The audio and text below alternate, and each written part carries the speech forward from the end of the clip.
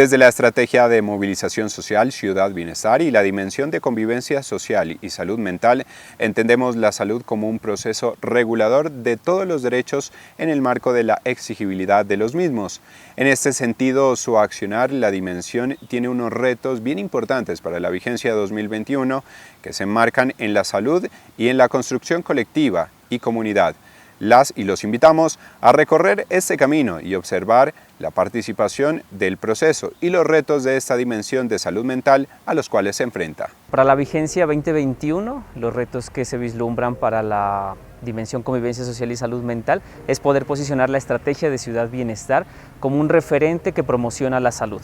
Entendida pues la salud como ese proceso regulador de todos los derechos y comprenderla como en el marco de la exigibilidad de los mismos. Es por eso pues que tenemos distintos retos dentro del posicionamiento de la estrategia, y uno de ellos pues es también poder hacer construcción colectiva de todos los escenarios, de todos los programas y de todos los productos que vamos a manejar pues en la dimensión de convivencia social y salud mental.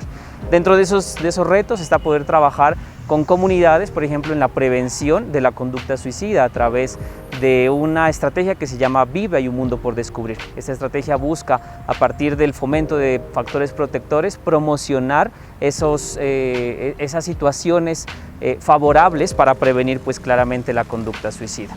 De igual manera pues tenemos retos frente al posicionamiento de los eventos en salud mental para poder vislumbrar un escenario un poco más positivo de la salud mental y no desde ese proceso de la enfermología o quizás desde ese proceso negativo de la salud. Acá trabajamos siempre esos componentes un poco más positivos que pueden generar en las comunidades y en los individuos, pues puede generar unos procesos un poco más amplios de conocimiento de sí mismo, de su salud y desde su salud como un derecho fundamental, y en este caso pues la salud mental. La dimensión convivencia social y salud mental trabaja con diferentes grupos comunitarios en el municipio de Pasto. En este periodo de la vigencia 2021 vamos a desarrollar acciones sobre todo en Comuna 5 y Comuna 10, puesto que estas comunas han sido priorizadas en los temas de salud mental. Todas aquellas acciones que nacen en la dimensión convivencia social y salud mental vienen a partir del diagnóstico que se hizo en la política pública en salud colectiva. Esta política pública en salud colectiva fue construida en el año 2019, fue aprobada por el Consejo del Municipio de Pasto y hoy en día permite hacer realidad todas las acciones comunitarias que tengan enmarcadas en el plan de intervenciones colectivas. La dimensión tiene para este periodo el desarrollo de actividades, como les decía, en la parte educativa. Vamos a trabajar con instituciones de las comunas 5 y 10 para poder desarrollar capacidades humanas, un término que va mucho más allá de lo que sería solamente el desarrollo de acciones sueltas y que no tengan un marco de proceso. Cuando hablamos de proceso, nos encaminamos a el poder tener la capacidad de que estos jóvenes, de adolescentes y niños con los que vamos a trabajar puedan tener unas herramientas para poder adelantar procesos, por ejemplo, como en la parte de multiplicación de acciones, en la formación también de otros líderes comunitarios de sus colegios y del entorno cercano. Las acciones comunitarias son importantes dentro de este proceso, puesto que se hacen con organizaciones de base, es decir, que la comunidad es quien tiene la posibilidad de desarrollar este tipo de acciones. Se recogen las ideas, se recogen los momentos, las diferentes perspectivas que se tienen dentro de la comunidad para desarrollar los procesos. Tenemos unas estrategias como por ejemplo la de el desarrollo de un grupo Tejiendo Vida que va a trabajar sobre la prevención de la conducta suicida. Así también el abuso sexual en niños, niñas y adolescentes, que vamos a desarrollar un proceso con las instituciones educativas en el marco de una estrategia que nació en la parte comunicacional y que hoy en día ya se convierte en un proceso desde lo que tiene que ver con unos factores protectores para el desarrollo de acciones en la parte comunitaria. De todo este proceso de construcción con la comunidad, con diferentes poblaciones, como les comentaba, surgen pues en el momento la campaña como tal, Mi Cuerpo Habla, Dice Respeto, también desde el sentido del cuerpo como un territorio, ¿no? Un espacio en el cual yo puedo compartir cosas con otras personas, pero hay un espacio que es solamente mío, ¿no? Y desde ese espacio que es solamente mío puedo decir, no, hasta ahí puedes acceder, ¿no? Entonces, Generando un poco quizás desde este precepto, también hablamos de la imagen como tal, que es una sombrillita y también es como una mano que está diciéndonos que hasta ahí podemos llegar, ¿no? Y que el cuerpo como un territorio es un espacio en el que nos desenvolvemos como tal las personas y que es propio y que nosotros tenemos capacidad de decidir frente a ese espacio. Y para poder generar esa capacidad de decisión hablamos de los factores protectores que hoy en día pues componen la campaña, ¿no? Estos factores protectores están relacionados con lo que es el diálogo, muy importante pues en las familias, hablarlo, y no solamente el diálogo con las familias como tal, con los padres, madres, cuidadores, sino también el diálogo quizá en otros entornos en donde se mueven los niños, niñas, como las instituciones educativas, es decir, hablar del cuerpo, hablar de lo que pasa, hablar de los cambios que hay, hablar del afecto que debe haber, del autocuidado que debe haber, para nosotros poder proteger también a estos niños, niñas, adolescentes de este delito, ¿no? Pues de esta situación que es el abuso sexual. Si te interesan las temáticas en salud mental y quieres ayudar a tu comunidad o ya eres un agente en salud mental, Esta invitación es para ti. Ven y participa en el proceso de formación y organización en Agentes en Salud Mental.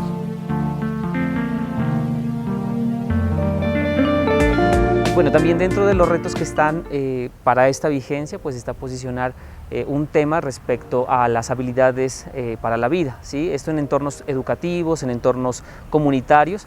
Lo que busca es, nuevamente, pues es posicionar a la salud desde ese ambiente positivo, desde esos factores positivos que pueden pues promocionar la salud más allá de esas cuestiones malsanas que puede tener las comunidades. Pero aquí algo importante, y es que queremos posicionar a la salud mental como, no como un hecho aislado, no como un hecho o como un tabú que nos debe de pronto mencionarse, sino como hablarlo desde la cotidianidad, desde los procesos que las comunidades viven diariamente, y entenderlo como un proceso que no únicamente ha sido construido en un momento inmediato de la población o en un momento inmediato de la comunidad, sino que ha sido construido a través de un proceso histórico, ¿no? Y en ese proceso histórico pues existen procesos que claramente afectan la salud mental, pero también existen procesos que están promocionando esa salud mental. Y desde la estrategia, desde la dimensión de convivencia social y salud mental, queremos primero reconocerlos, esos procesos históricos que han venido surgiendo a través de la vida de las personas y de las comunidades,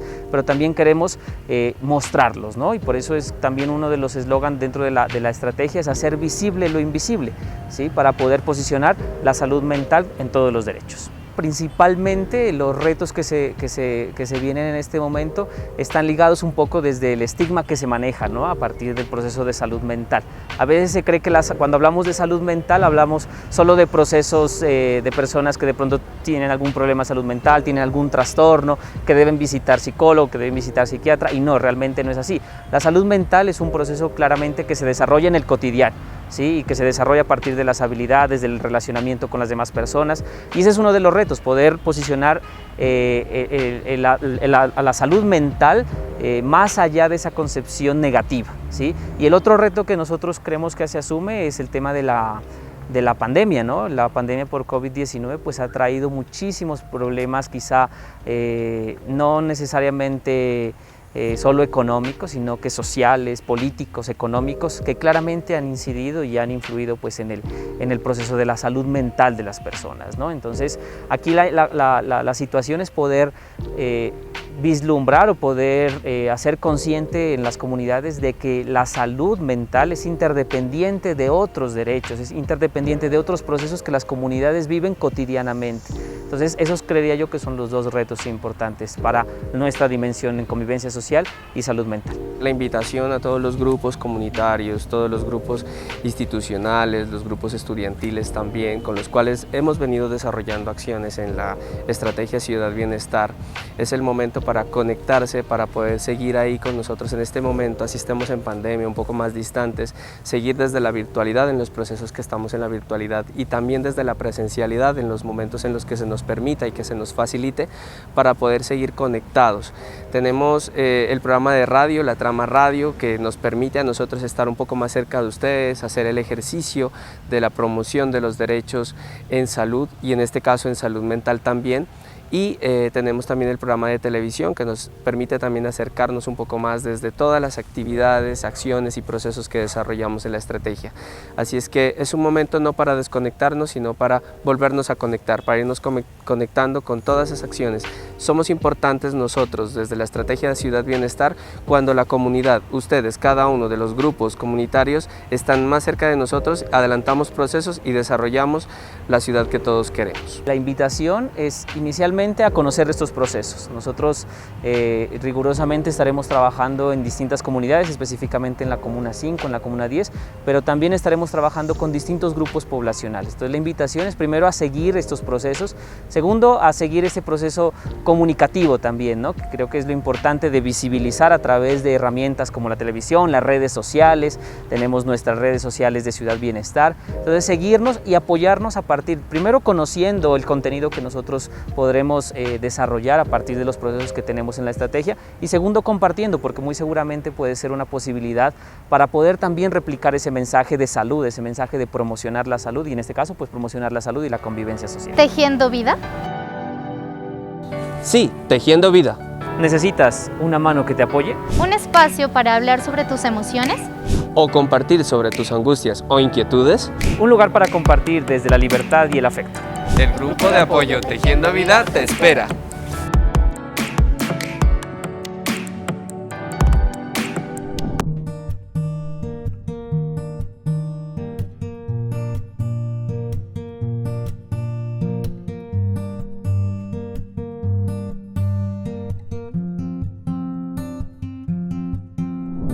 Continuamos con nuestro magazine.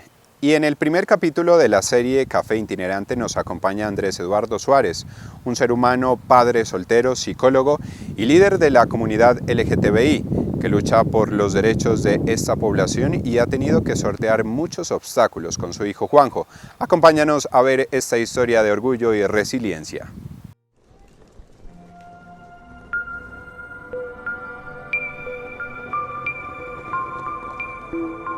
Para poder hablar de la familia es necesario primero remontarse al concepto de familia que tiene la Constitución, en su artículo 42, que habla que está constituida por un hombre y una mujer como núcleo de la sociedad, ¿cierto? Pero también es importante hacer la reflexión en torno a cómo las familias se han constituido o se han construido históricamente en Colombia y en el mundo. Incluso yo puedo decirte, o podría decir que antes de la Constitución del 91 las familias ya existían, no desde esa lógica constitucional, sino desde esa agrupación como una madre soltera, un padre soltero, o los peques con las abuelas, los abuelos, o con las tías o con los tíos. Entonces eso ya ya te estaba diciendo, le estaba diciendo a la sociedad que las nuevas familias ya existían, o quizá más bien las nuevas tipologías de familias ya existían en el contexto colombiano. No, pero ¿cómo así que dos hombres tienen que ser familia? ¿Cómo así que dos mujeres tienen que ser familia? ¿Cómo así que un hombre solo puede ser familia? ¿Cómo así que una mujer sola puede ser familia? ¿Cierto? Si a esto le metemos el tema de orientaciones sexuales, lo complejiza más. Entonces, ¿cómo así que dos hombres homosexuales pueden ser familia? ¿Cómo así que dos mujeres lesbianas pueden ser familia? ¿Cómo así que una mujer trans con un hombre trans puede ser familia? ¿Cómo así que dos mujeres trans pueden ser familia? La educación es fundamental. Si el Estado no invierte en educar al pueblo, en lo que legalmente está otorgando a su Estado, a su población, a sus ciudadanos y ciudadanas, entonces va a ser muy difícil que el pensamiento o el comportamiento incluso machista y homofóbico de muchas personas en Colombia llegue a transformarse. Entonces, en ese sentido te voy a responder, ¿qué ha sido la paternidad para mí? Un ejercicio vital. Primero, de reconfigurarme el tema del cuidado y descolocarlo del concepto de que el cuidado es solamente, o ha sido, o es culturalmente asignado a la mujer, y replantearme ese concepto y hablarlo con mi mamá y hablarlo con mis hermanas y negociar ese legado de cuidado fue difícil, pero fue bonito, porque mi mamá me decía: no, es que yo le quiero cuidar al niño. No, mamá, es mi hijo y yo tengo que responsabilizarme del cuidado de mi hijo. Son 16 años cuidando a mi hijo y lo digo en ese término cuidando porque es construir una historia, es construir un legado, es acompañarle también en todos sus procesos personales, físicos, emocionales, escolares, ¿cierto? En sus pérdidas también. Ser papá en un contexto como Nariño, por ejemplo, como Pasto, no es fácil, más aún cuando sos homosexual, porque no solamente viene la presión y viene la discriminación, no solamente de los pares, otros hombres homosexuales, sino también de los heterosexuales, ¿ya? Y viene el señalamiento, y viene sobre todo la carga emocional para el hijo, en este caso para mi hijo, al momento de decirle, pero no, ¿por qué no tienes mamá? ¿Ya? ¿Y tu papá qué es? ¿Y por qué solamente tienes papá? Ah, es que vimos a tu papá y tu papá es marica. A mí la palabra marica me encanta, pero la uso para dimensionar cómo por la palabra marica también estamos siendo asesinados, ¿ya? Caso de España hace algunos días. Es muy triste saber que hay personas que la última palabra que escuchan antes de morir sea marica. Entonces, yo la acuño y la defiendo porque para mí ya no es un insulto. Si usted me dice marica, créame que no va a pasar nada en mi existencia. Entonces, desde ahí, entrar a compartir contextos, por ejemplo, la escuela, cuando compañeritos y compañeritas de mi hijo, yo lo cuento como experiencia, entonces me decían, llegó el papá de Juanjo, y tuve la fortuna, y lo quiero contar, que muchos en ese momento histórico, de época, me decían, papá de Juanjo, ¿usted por qué no es nuestro papá? Entonces, a mí eso me encantaba. Yo como que decía, ¿pero qué pasa? O sea, obviamente yo entraba como en alerta y hablaba con mi hijo, decía, ¿será que pasa algo en los hogares de tus compañeros? ¿Será que papá y mamá están peleando? ¿Será que les están cascando? ¿Será que algo tiene que pasar? Porque para que un chico o una chica te diga papá de Juanjo porque usted no es mi papá, o sea, eso me deja, digamos, lo que recogí, digamos, de la etapa de jardín a quinto de mi hijo fueron esas experiencias. Uno, esa compinchería que logré con papás y mamás de los compañeritos y compañeritas de mi hijo, de la escuela, esa compinchería con los niños y las niñas también, del salón de Juanjo, aún todavía conservamos la amistad, y también lograr que en algún momento el padre rector me dio la oportunidad de solamente conversar con papás. Entonces, llenamos el auditorio, se habló con los papás, hablamos acerca de cómo representa esto de la paternidad, qué es la paternidad desde una apuesta desde lo masculino, o sea, cómo nos podemos conversar los papás sin la presencia de la mamá, la importancia de conversarnos también como papás desde las necesidades de la paternidad, desde lo que me pasa a mí como papá, ¿cierto? ¿Y por qué lo hice? Porque precisamente es una gran deuda que el Estado tiene conmigo. Yo no tuve papás pares homosexuales con los que yo pudiese compartir, con los que yo pudiese hacer catarsis incluso. O sea, yo no pude salir corriendo a otra casa de un amigo homosexual que tuviese un hijo y decirle, pon un nombre, Camilo, mira, resulta que estoy pasando esto con Juanjo, ¿qué hago? Entonces, mis referentes eran hombres y mujeres heterosexuales con hijos. Yo no tuve referentes homosexuales para la educación y la crianza y el compartir este proceso del cuidado de mi hijo.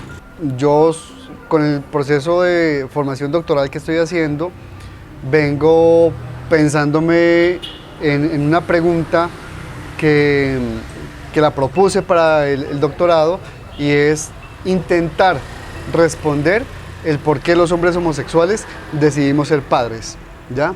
En un contexto pues hegemónico. De ahí que han resultado muchas cosas interesantes, y creo que la que tiene mayor algidez y que va a ser de un impacto muy interesante va a ser el momento en que yo le exija al Estado que me explique o me reconozca o me diga el por qué los padres solteros, cabeza de familia, no existimos en sus políticas de Estado, ¿cierto? Si hablamos políticas de equidad, si hablamos políticas de igualdad, si hablamos de una política pública de mujer y equidad, entonces ¿por qué los hombres, padres, cabeza de familia, no aparecemos o no estamos representados ahí? ¿Qué pasa o qué pasó? ¿Cierto? Porque obviamente la paternidad, desde el padre solterismo, y lo digo con ese término porque hay que decirlo, no existe. O sea, para la lógica comunitaria, social, para el conversatorio, para el argot popular, el padre solterismo no existe. Y de ahí obviamente que históricamente esto traería, digamos, una reparación histórica a todos los muchos padres solteros, cabeza de familia, que tuvieron que quedarse callados en esa paternidad, callados en ese cuidado, por cuenta del machismo estructural, por cuenta de esa discriminación de poder de los otros hombres cuando te quedaste con los hijos o tenías hijos y te decían no pudiste, te dejó la mujer, te dejó con los hijos, fuiste un huevón. Esa es mi apuesta, digamos, y eso es lo que yo quiero hacer ahora y quizá dejarle como ese legado también a la Constitución colombiana, ¿no? a la jurisprudencia colombiana, dejarle ese pedacito donde realmente los padres solteros podamos ser reconocidos jurídicamente, ¿cierto? Legalmente, pero que también se pueda empezar con eso, a hacer un trabajo social, político y público bastante interesante. Que esto obviamente puede ir un poco encaminado a lo que se habla de las masculinidades ahora no hegemónicas, pero quizá también me aparto un poco de ese tema de lo que hablan de las nuevas masculinidades, que no son nuevas, pero que es una apuesta personal, ¿no? Una apuesta sentida de construcción ya de hace 16 años, de donde yo vengo ejerciendo el cuidado, donde yo vengo entendiendo qué es lo que pasó con mi hijo y conmigo en el contexto social, en el contexto académico, en el contexto familiar, etc.